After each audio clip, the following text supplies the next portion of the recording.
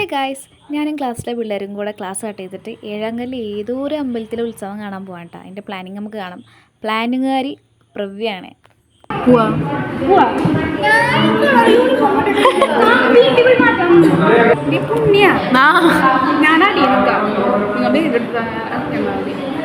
അങ്ങനെ പോണോ വേണ്ടെന്നൊക്കെ ആലോചിച്ചിട്ട് അവസാനം പോയി. ഞാൻ ശിവാനിയുടെ വീട്ടിൽ പോയിട്ട് വെള്ളമൊക്കെ കുടിച്ച് നേരെ അമ്പലത്തിൽ വിട്ടു.